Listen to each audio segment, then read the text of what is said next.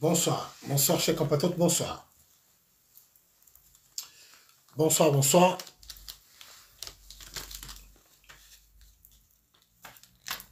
Bonsoir chers compatriotes.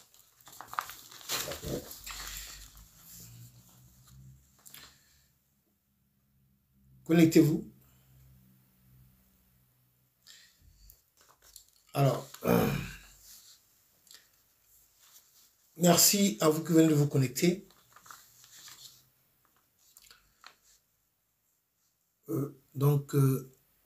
Je veux faire une courte vidéo, une première vidéo concernant l'histoire des plaintes que j'avais déjà eu à évoquer, les plaintes qui ont été déposées devant le doyen des juges en République du Congo et donc devant le doyen des juges en République du Congo et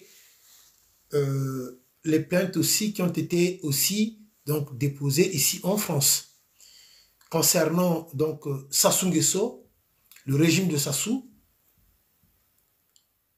sur l'histoire de la vente de nos terres et ce qui concerne les crimes de sang tout comme les crimes économiques. J'avais parlé sur ces plaintes, donc je suis revenu encore sur ça aujourd'hui. Ça va être une courte vidéo où je vais encore parler des liens que certaines personnes pourraient, par exemple les liens téléphoniques, rentrer en contact avec l'OCDH, donc les numéros de téléphone que j'avais déjà eu à parler la dernière fois, et vous donner des liens aussi qui va vous rattacher, par exemple, des liens sur le moyen de pouvoir aider ces avocats qui suivent ces plaintes. Comme j'avais expliqué, qu'il y a des avocats qui sont là à suivre ces plaintes. Les plaintes contre Sassou Nguesso. Il y a des avocats qui sont au Sénégal, ici en France, au Congo, et encore un peu dans d'autres pays. Mais pour l'instant, on ne peut pas donner les noms de ces avocats, par rapport à leur protection. Donc, les plaintes, je l'avais parlé, les plaintes sont bel et bien là. Je veux refaire encore lecture. Je veux donner les numéros de téléphone de l'OCDH. Il y a des gens qui sont au niveau de l'OCDH. Et une fois que vous allez appeler ces numéros, vous allez rentrer en contact avec ces personnes-là qui vous donneront aussi d'autres précisions, d'autres informations pour des questions que vous aimeriez poser, par exemple. Au cours de cette vidéo, je ne pourrai pas aller en profondeur, ne pas donner plusieurs détails, comme je l'avais expliqué, mais il y a des avocats qui sont au Sénégal. Donc, c'est un groupe d'avocats qui suit ces plaintes-là.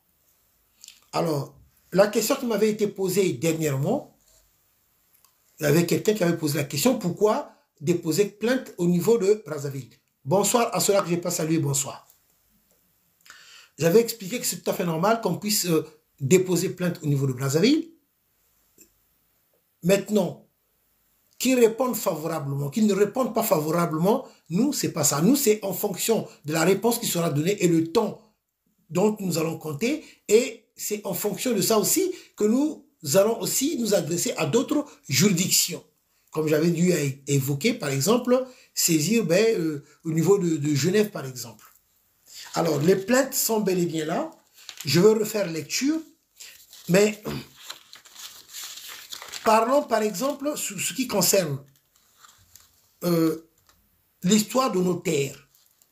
Je vais un peu parler de cela et vous montrer une vidéo de ce qui se passe en République centrafricaine. Donc, de ces plaintes-là, il y a une coalition de la société civile congolaise. Je dis bien, il y a une coalition de la société civile congolaise qui ont travaillé pour ces plaintes-là. Et ces plaintes-là ont été vraiment bien montées par ce groupement d'avocats. Comme je viens de le dire, il y a des avocats qui sont au Sénégal, ici en France et en République du Congo. Mais pour leur sécurité, pour éviter aussi d'autres problèmes, C'est pour ça que pour l'instant, les noms des avocats ne sont pas évoqués. Alors, parlons de l'histoire de nos terres. L'histoire de nos terres, les plaintes visent directement Sassou Nguesso ainsi que son fils Denis Christelle Sassou Nguesso. Alors, donc, sur l'histoire, par exemple, de nos terres, la plainte, elle est là. Je vais faire lecture. Comme ça, vous allez entendre vous-même. Je vais aller un peu plus loin, contrairement à la dernière fois. Alors, République du Congo. Pouvoir judiciaire. Cour constitutionnelle de Brazzaville. À monsieur le président de la Cour constitutionnelle.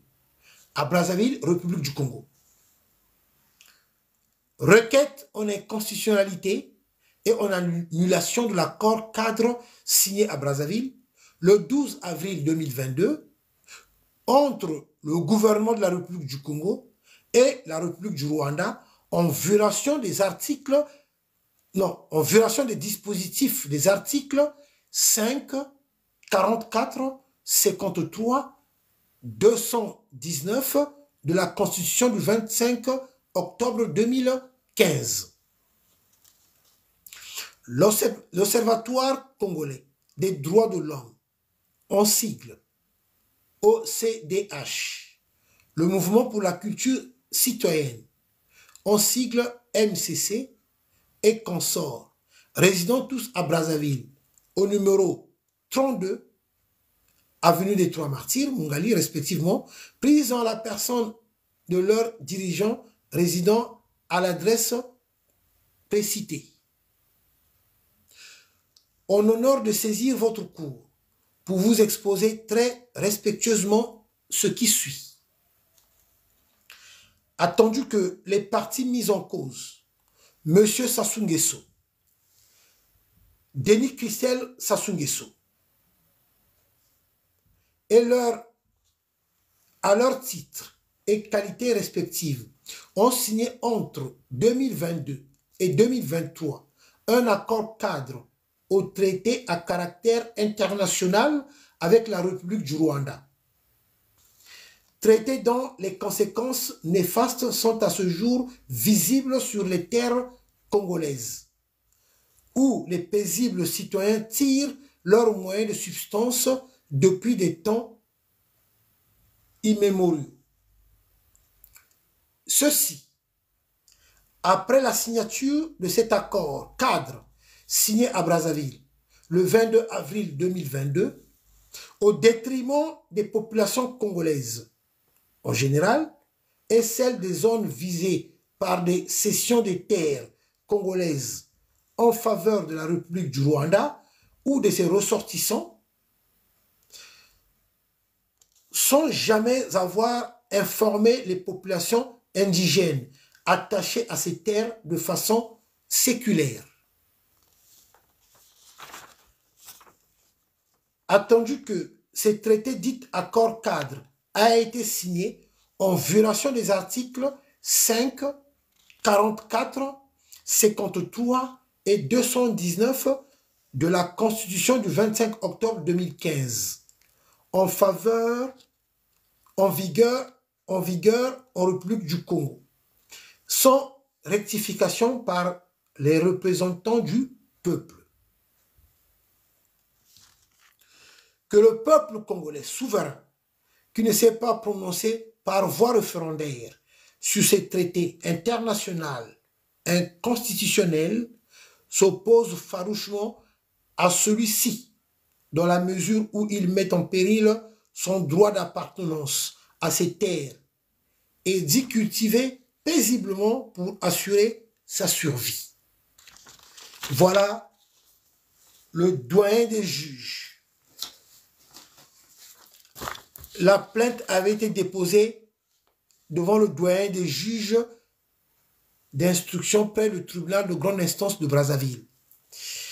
Comme cela est en violation de leur propre constitution, je précise bien, de leur propre constitution, puisque la vraie constitution du peuple congolais, votée par le peuple congolais, c'est la constitution de 1992. Depuis là, en République du Congo, les constitutions, ce sont les constitutions de Denis Sassou Nguesso. Ce ne sont pas les constitutions votées, voulues par le peuple congolais. Donc, même Sassou Nguesso, sa propre constitution de 2015, il n'a jamais respecté sa propre constitution. Sassou est totalement à côté, à plaque de sa propre constitution de 2015. Donc, l'histoire des plaintes, je veux maintenant vous donner des liens, des numéros de téléphone, où vous allez appeler, vous allez rentrer en contact avec ceux-là qui gèrent au niveau de la République du Congo. Comme je venais de le dire, il y a aussi des avocats au Sénégal, il y a aussi des avocats ici en France. Donc, au niveau de l'OCDH, les numéros de téléphone de ceux que vous pouvez contacter, rentrer en contact concernant des plaintes déposées contre Sassou Nguesso et son fils, ainsi que le clan Sassou, pour l'histoire de nos terres, mais pour des crimes de sang, pour des crimes économiques aussi. Ici en France, les mêmes plaintes aussi ont été déposées. Donc, il y a Ngonde Nazoloba. Je donne d'abord les numéros de téléphone, après je parlerai en Lingala et en Kikongo et en Lari, ainsi de suite. Donc, les numéros de téléphone du côté de l'OCDH, de ceux qui s'occupent de ces dossiers. Alors, pour le numéro, donc, 00 242, l'indicatif du Congo, 06 830 05 98. Je répète, 00 242 06 830 05 98. Premier numéro. Deuxième numéro. 00 242 05 511 72 40. Je répète. 00 242 05 511 72 40. Ça, c'est du côté de l'OCDH, de ceux qui s'occupent de ces plaintes-là au niveau de Brazzaville. Donc, ce n'est qu'un relais pour prendre des messages. Donc, pour ceux qui aimeraient communiquer avec ceux de l'OCDH, pour vous donner encore d'autres précisions, vous pouvez appeler ce numéro de téléphone, vous aurez plus de précisions sur les questions que vous aimeriez poser. Parce que moi, ici, à travers cette vidéo, il y a des points que je ne pourrais pas évoquer, je ne pourrais pas rentrer en profondeur pour ne pas mettre en difficulté certaines personnes au niveau de Brazzaville. Mais bon, ceci dit, que Sassou Nguesso doit bien le savoir, ainsi que l'entourage de Sassou Nguesso, que les plaintes, que ce soit au niveau de la France, d'abord, vous avez de multiples plaintes ici en France. Si vous êtes là et que vous êtes toujours là, parce que tout simplement, comme je l'ai toujours dit, la France est impliquée dans ce qui concerne les crimes de sang et les crimes économiques en République du Congo. La France est mouillée de la tête jusqu'aux pieds sur l'histoire de la République du Congo. Déjà, si nous devons encore repartir en arrière, le coup d'État de 1997, c'est encore la France de Jacques Chirac et l'entreprise Total, Elf à l'époque, même s'ils ont changé le nom, impliqués dans le coup d'État de Sassou Nguesso en République du Congo. Donc, la France est impliquée et c'est pour ça que nous dénonçons l'attitude de la France en Afrique, mais plus précisément en République du Congo. Alors, donc quand on parle de la France, je précise bien, c'est la France-Afrique. Alors, donc, je continue. Donc, la plainte concernant nos terres. Voilà, je veux vous montrer une vidéo de ce qui est en train de se passer en République centrafricaine. C'est tellement grave. Si vous, les Congolais, comme j'ai toujours dit, bon nombre des Congolais, c'est la distraction. Il n'y a pas de souci. Mais aujourd'hui, on parle des histoires de terre. il faut bien quand même que je rappelle l'histoire un peu. Que je puisse aussi rappeler bon nombre de gens. Aujourd'hui, tout le monde parle de l'histoire de nos terres, la présence rwandaise en République du Congo, l'histoire de nos terres.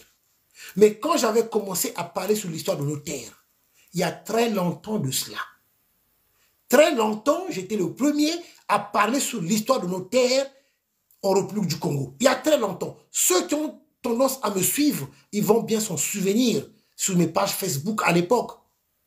À l'époque, quand je parlais sur l'histoire des terres, que Sassou avait cédé nos terres aux Indonésiens, aux Sud-Africains, et que Sassou avait cédé nos terres aux étrangers, depuis longtemps, j'avais fait des vidéos et je l'avais dénoncé. Mais, comme cela m'a été rappelé, dit, mais président Nitou, vous avez été le premier depuis longtemps à en parler. Mais à ce moment-là, quand j'en parlais, bon nombre de gens ne faisaient pas cas. Mais aujourd'hui, nous parlons de l'histoire de nos terres. C'est de la même manière que j'ai eu à parler de la présence de cette Rwandaise-là, Françoise Joly, Yamourangi et Françoise Joly.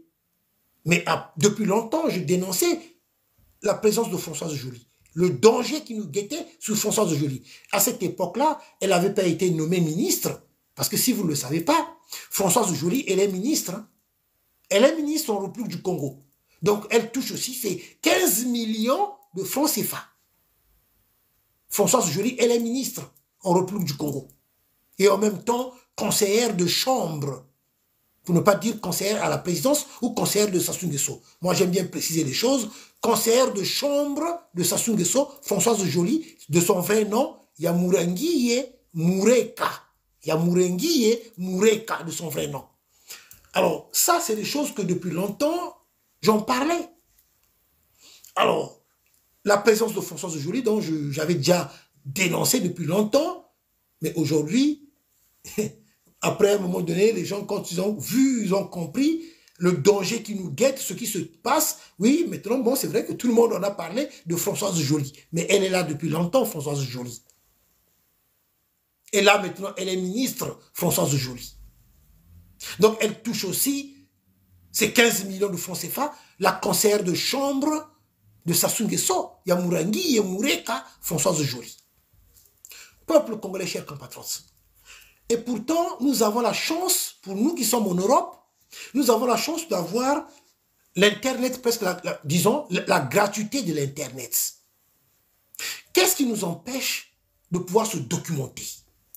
Qu'est-ce qui nous empêche de pouvoir se documenter pour comprendre les enjeux les enjeux de demain, les dangers aussi qui nous guettent, nous, en République du Congo. Et pourtant, nous devons prendre exemple sur d'autres pays, ce qui s'est passé ailleurs. La RDC est là. La RDC est là. La RDC est devenue servir d'exemple sur l'histoire des Tutsis rwandais. Regardez maintenant ce qui se passe en République centrafricaine, à quel point je vous expliquais ce qui se passe en République centrafricaine, c'est textuellement ce qui a été mis en place chez nous. On vous parle des accords militaires. Donc, cessation de nos terres au Rwandais, ça soit céder nos terres au Rwandais, et on vous parle des accords militaires. Donc, dans les accords militaires, l'armée rwandaise, les militaires rwandais vont venir s'installer en République du Congo puisqu'il y a des accords militaires. C'est comme en République centrafricaine. Maintenant, ce qui se passe en République centrafricaine, puisqu'ils ont cédé leurs terres aux Rwandais, maintenant, les Centrafricains, quand ils revendiquent leurs terres, quand ils parlent sur leurs terres, quand ils dénoncent, c'est l'armée rwandaise qui se met à réprimer les Centrafricains. C'est l'armée rwandaise, puisque la République centrafricaine avait signé des accords militaires avec le Rwanda. Presque les mêmes accords en République du Congo. Céder les terres aux Rwandais et signer encore des accords militaires avec le Rwanda. Maintenant, en République centrafricaine, il y a beaucoup de militaires rwandais. Beaucoup de militaires rwandais en République centrafricaine. Maintenant, les Centrafricains, quand ils dénoncent, quand ils manifestent sur le fait que les Rwandais occupent leurs terres, ils ont pris leurs terres, l'armée rwandaise étant sur place, réprime la population centrafricaine. Moi, je parle avec des preuves. La vidéo est là.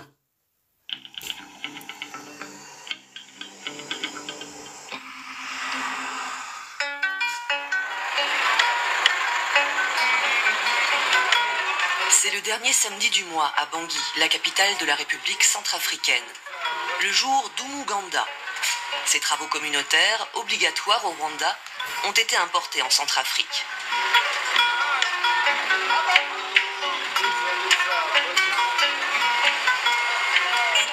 Les soldats rwandais basés à Bangui ont donc entrepris de nettoyer la ville. Le commandant de la force rwandaise est le premier à montrer l'exemple.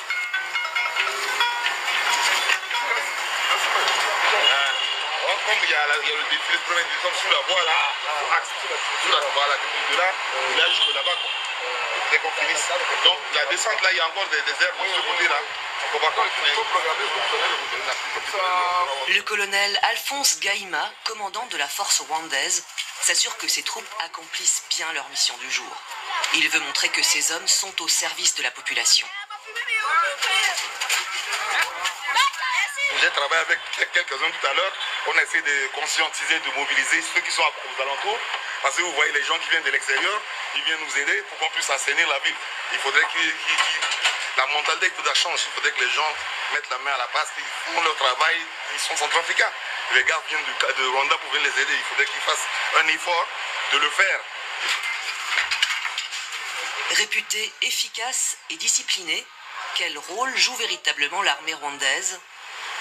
Est-elle devenue un outil de promotion pour Kigali au service d'ambitions économiques?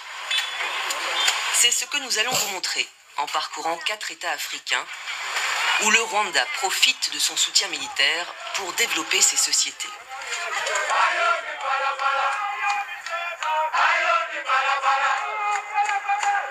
Direction le stade du camp Kasaï, où l'on fait honneur à la première promotion de l'armée centrafricaine, formée par les militaires rwandais. C'est la fête, tant pour les instructeurs qui dansent avec leurs recrues, que pour les familles invitées à la cérémonie. Tapis rouge et musique militaire pour l'intégration de 512 nouveaux soldats.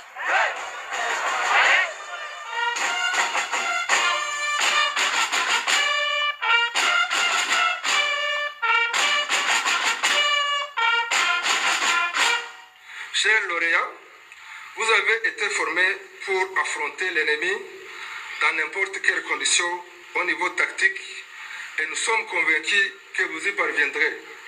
Après 6 mois de formation, les instructeurs rwandais récompensent les meilleurs de la promotion. Vous autres, mon général.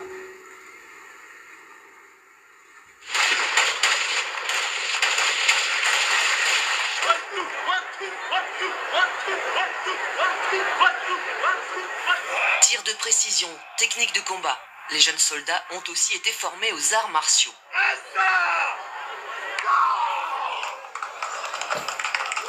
Alors, tapotez la vidéo s'il vous plaît, parce qu'elle a été dénoncée. Le problème, c'est que les accords militaires, maintenant en République centrafricaine, posent des problèmes à la population centrafricaine. Donc, les militaires rwandais, qui sont maintenant nombreux, très nombreux en République centrafricaine, deviennent une façon de dire, entre guillemets, une menace pour la population centrafricaine. Pourquoi? Parce que les centrafricains, quand ils dénoncent le fait qu'ils occupent des terres illégalement, qu'ils prennent les terres, ça, les Rwandais n'apprécient guère. Donc, du coup, ça crée des tensions entre la population centrafricaine et la population rwandaise. Touadéra commence à regretter parce que ça crée des conflits maintenant. Et ça, c'est quelque chose que nous pouvons... Offrant des vols directs. Plus de 700 expatriés rwandais. Écoutez bien, suivez bien le documentaire. Nous allons commenter au fur et à mesure ce qui se passe du côté du Rwanda. Tapotez la vidéo.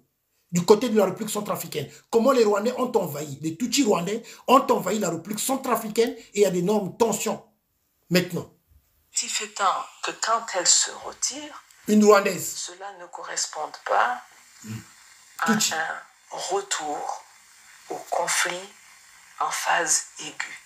Mais cela n'est possible que si, entre-temps, des entités gouvernementales ont acquis la capacité accrue de reprendre les fonctions qui étaient exercées par la MINUSCA. Plus le pays est stable, plus les entrepreneurs rwandais s'installent. Voilà. Tout est fait pour faciliter les échanges. Kigali a ouvert une agence de la compagnie aérienne nationale Rwandair, offrant des vols directs. Plus de 700 expatriés rwandais seraient déjà installés à Bangui. Écoutez très bien. Cet homme d'affaires est arrivé il y a 5 ans. Il a repris cet ancien restaurant français et propose de la cuisine locale. Je vois des nouvelles personnes arriver ici tous les jours. Elles viennent me parler, me demander comment marchent les affaires, comment est l'environnement. Moi, voyant que les militaires rwandais sont là, cela me donne une certaine sécurité. J'ai le sentiment que je peux rester et continuer mes investissements ici. C'est ici, dans le bâtiment des Kati de l'Assemblée nationale, qu'ont été scellés plusieurs accords économiques entre le Rwanda et la Centrafrique. Des sociétés rwandaises ont été autorisées à exploiter des mines de diamants, d'or et de nickel. Ah, voilà. On multiplié les contrats après l'accord militaire de 2019. Ah. L'architecte du rapprochement, le ministre des Grands Travaux. Il nous reçoit pour nous vanter ses projets. Voilà par exemple comment il imagine Octocity, la ville universitaire proche de la capitale. Donc une ceinture verte de forêt, une ceinture énergétique de panneaux solaires, une autre ceinture verte de forêt, une ceinture agricole, Octocity.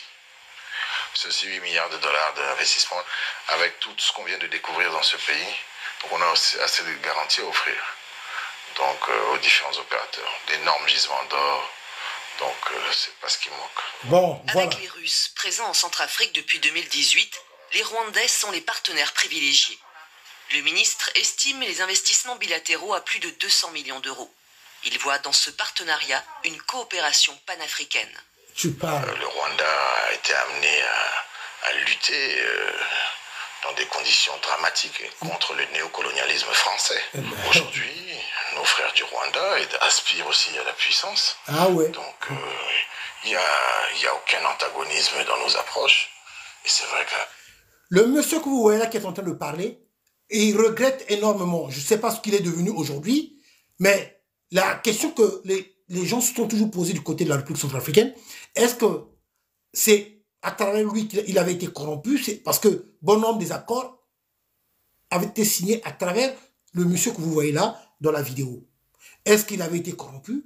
Maintenant, aujourd'hui, il y a des fortes tensions en République centrafricaine par rapport aux initiatives de Touadéra et de ce monsieur-là que vous voyez là. À long terme, ça va être extraordinaire. Vous Extraordinaire. Il regrette maintenant. Tout le monde, hein, surtout le jus de fruits de la passion.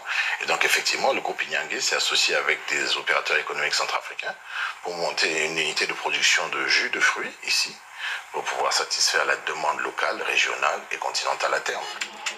Le business des jus de fruits, sans doute moins lucratif que celui des mines, est le seul dont on nous parle en détail. Voilà, maintenant l'histoire des terres. À Damara, à 1 heure de route de la capitale, un énorme chantier sort de terre. Regardez bien. L'exploitation agricole appartient à l'un des plus riches hommes d'affaires du Rwanda, un ancien ministre, à la tête d'une chaîne de supermarchés et d'usines textiles en Chine. Il confie avoir plus de 40 000 hectares de terre. 40 000 ont été défrichés. 40 000 hectares de terre. Le Rwandais Tutsi, qui n'est autre qu'un travailleur de Paul Kagame, un bras droit de Paul Kagame. Donc, cet homme d'affaires qui s'est enrichi avec le coltan de la RDC. Le coltan de la RDC. Donc, Paul Kagame a ses propres hommes d'affaires. Qui ne travaillent que rien que pour Paul Kagame. Ce monsieur s'est enrichi avec le coltan de la RDC. Là, vous-même, vous avez entendu les hectares de terre qu'il occupe du côté de la République centrafricaine. Maintenant, le nombre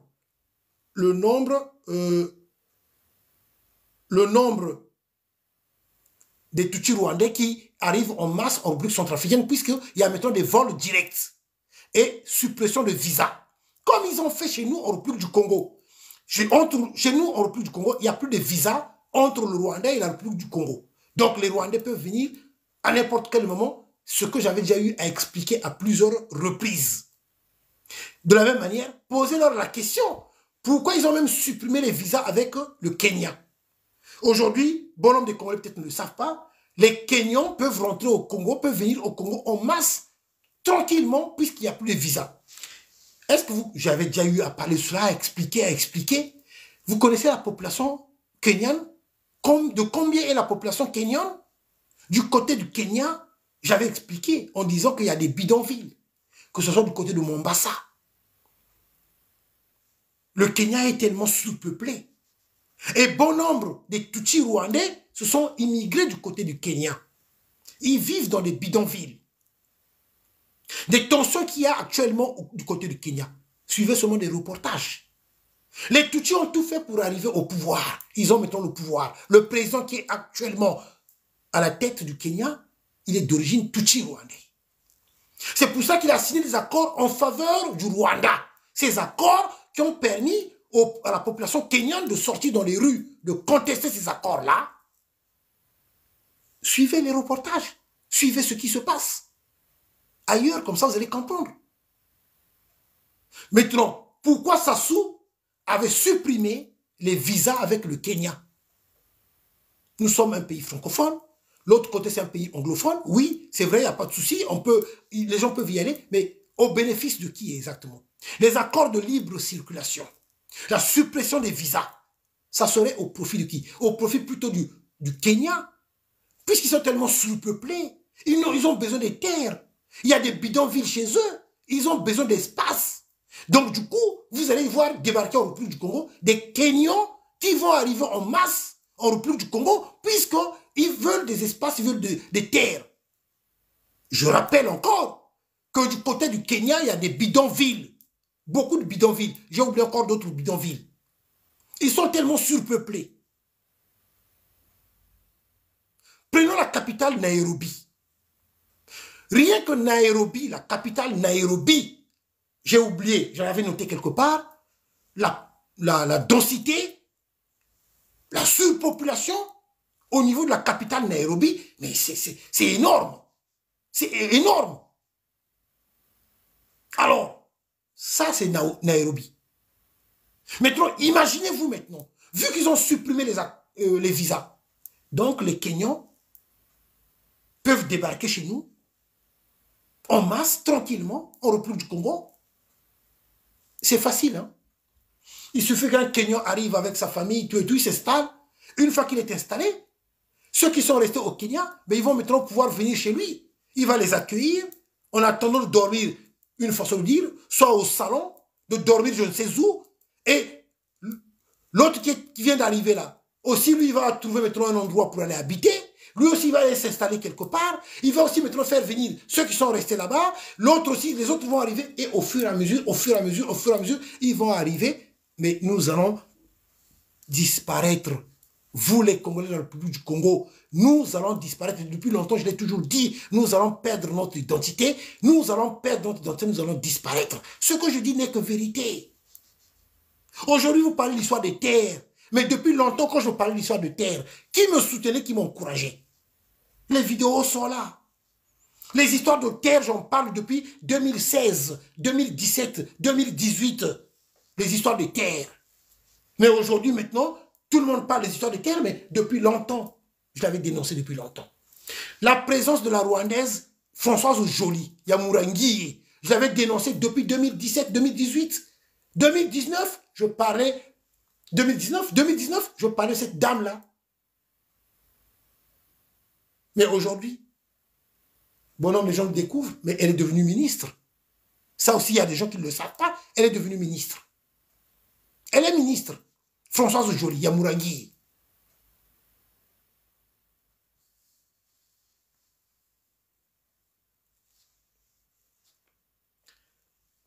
Comme je l'ai toujours dit, j'essaie de faire ce que je peux faire pour mon pays. Je suis Congolais. J'essaie de faire ce que je peux faire pour mon pays. Que chacun d'entre nous, chaque Congolais, puisse faire aussi sa part. C'est très important. Continuons le reportage sur la République centrafricaine. Écoutez vous-même comment les Rwandais ont envahi la République centrafricaine. Ce sont les mêmes accords presque qu'en République du Congo. Regardez, on continue. Cette future exploitation agricole appartient à l'un des plus riches hommes d'affaires du Rwanda, un ancien ministre, à la tête d'une chaîne de supermarchés et d'usines textiles en Chine. Il confie avoir plus de 40 000 hectares de terre. 40 000 hectares de terre. 40 000 hectares de terre. Tout ce que vous voyez, tout ça, ce sont mes terres. Ce sont ces terres. Sur ses fonds privés, nous dit-il, mais il préfère taire les détails de ses investissements. Ah, voilà. Tout ici est un défi. Vous voyez bien que là, je n'ai toujours pas de bureau. Il n'y a pas d'eau, pas d'électricité. J'ai acheté une parcelle de terre et le gouvernement m'en a donné une autre. Quelle Ils bêtise. veulent développer le pays. Regardez autour de vous, il n'y a que de la forêt. Plus de 70 000 hectares de terres arables auraient été attribués à des investisseurs rwandais pour développer l'huile de palme ou le coton. Mais qui sont ces hommes d'affaires rwandais à qui on ouvre toutes les portes en Centrafrique? Voilà la question. Destination Kigali, la capitale du Rwanda, à moins de 3 heures de vol de Bangui.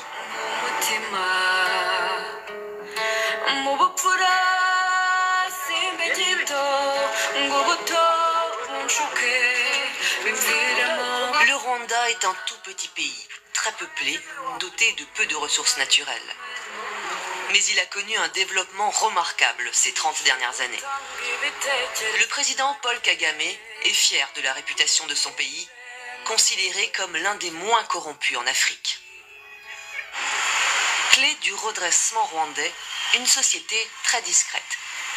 Située au 14e étage de cet immeuble, Crystal Ventures, autrefois nommé Tristar, le conglomérat mis en place par la diaspora Tutsi pour reconstruire le pays après le génocide. Ce fonds d'investissement est la propriété. Ce fonds d'investissement, Ventura, tout ça, c'est Ventura qui n'appartient autre qu'à Paul Kagame, qui a pris les terres en République du Congo. Écoutez vous-même. Du parti présidentiel, et Paul Kagame est à la tête de la holding. Holding. Ici, C'est Paul personne Kagame. n'a accepté de nous recevoir. Crystal Ventures est aujourd'hui le 2e employeur du pays, après l'État. 12 000 salariés dans tous les secteurs, de la restauration à la téléphonie mobile, en passant par la construction, l'agroalimentaire ou la sécurité. Depuis quelques années, le fonds d'investissement du parti de Paul Kagame s'est lancé à l'assaut du continent africain. Inyangé, la compagnie dont nous parlait le ministre centrafricain, fait partie du groupe Crystal Ventures. C'est aussi le plus gros producteur de lait du pays. Pour les spécialistes du Rwanda, le fonctionnement de Crystal Ventures reste encore très obscur. Voilà. C'est incroyablement opaque. Comment Crystal Ventures fonctionne exactement, d'où ils obtiennent leurs fonds, où ils investissent ces fonds.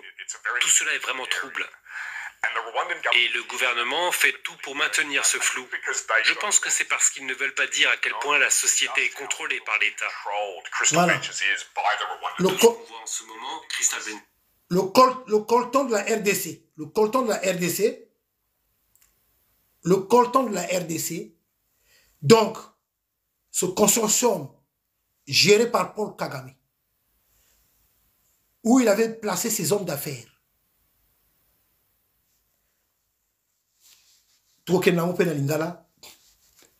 Paul Kagame, excusez-moi pour vous qui ne comprenez pas l'Ingala, le Kikongo ou le Lari. Paul Kagame, n'a pas entreprise na yewana. Oya uchi kozua presque la République centrafricaine. Na mboka na biso Congo.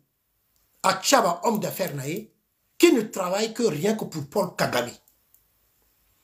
Maintenant, en République centrafricaine, Baza déjà n'a pas de problème est belé. Concernant ma belé.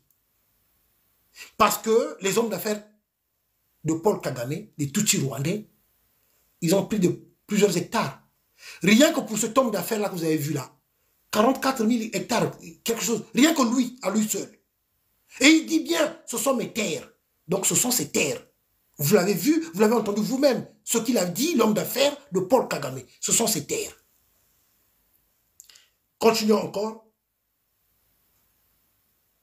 En ce moment, Crystal Venture en Afrique, le rôle croissant de l'armée rwandaise sur le continent, tout cela vient des plus hautes instances de l'État. C'est en quelque sorte téléguidé, imposé par le président Kagame via la branche financière de son parti et sans en parler avec le reste de la société rwandaise. Le Rwanda s'enrichit grâce à son expansionnisme économique, mais aussi avec l'aide internationale perçue pour ses participations aux opérations de maintien de la paix.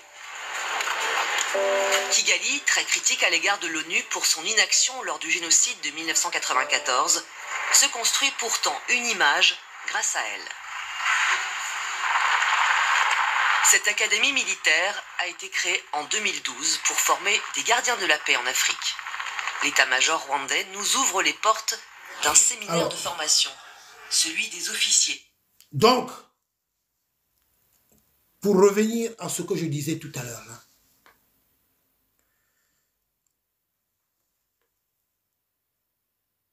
vous qui pensez que ce qui arrive en RDC ou en République centrafricaine, que ça ne pourrait pas arriver chez nous, détrompez-vous.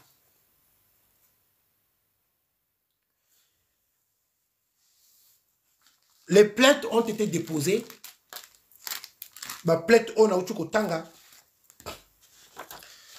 Les numéros de téléphone, je redonne encore. Auprès de l'OCDH, c'est le numéro de téléphone. Je suis à l'étranger, c'est normal que je commence par le 00242, l'indicatif du Congo. 06 830 05 98. C'est le premier numéro, je répète encore. 00242 06 830 05 98. Le deuxième numéro, 00242 05 511 72 40. Je répète, 00242 05 511 72 40. Ce sont les numéros du côté de l'OCDH. Pour vous qui aimeriez avoir plus de détails sur les plaintes déposées contre Sassou Nguesso, ainsi que son fils Denis Christelle Sassou Nguesso, pour les plaintes concernant les problèmes de notaire, puisque tout est anti-constitutionnel, parce que Sassou n'a jamais respecté sa propre constitution de 2015. Et comme ce n'est pas notre constitution, parce que l'unique constitution des Congolais, notre constitution, c'est la constitution de 1992. La plainte, elle est là. Je venais de faire lecture. Je mets de côté. Alors, il y a encore une deuxième plainte. Ça, c'est pour notaire. Il y a encore une deuxième plainte. La deuxième plainte qui a été déposée, donc plainte avec constitution de partie civile, devant le doyen des juges d'instruction près le tribunal de grande instance de Brazzaville. Alors, du chef de détournement de fonds, infraction prévue par l'article 15 de la loi du 22 septembre 2009 sur la corruption, la concussion, la fraude et les infractions assimilées en République du Congo, de pillage, infraction prévue par l'article 44 de la Constitution du 25 octobre 2015. La plainte, elle est là. C'est marqué confidentiel. Je ne peux pas, il y a plusieurs documents, hein, donc je ne peux pas faire lecture, il y a plusieurs documents. Je ne peux pas faire lecture de tout ceci parce que c'est confidentiel. C'est frappé confidentiel. Tout est frappé confidentiel. Je ne peux pas aller vraiment au-delà. Tout est confidentiel. Donc, je ne peux pas faire lecture. C'est confidentiel. Donc, voilà. Observatoire congolais des droits de l'homme. Dans le siège social. Donc, voilà. C'est confidentiel.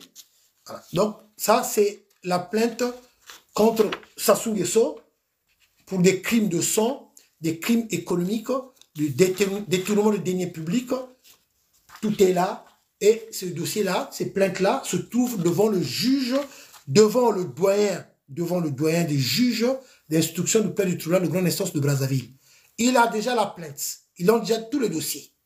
Donc, que le juge, que le doyen de juge fasse son travail, qu'il ne fait pas son travail, nous avons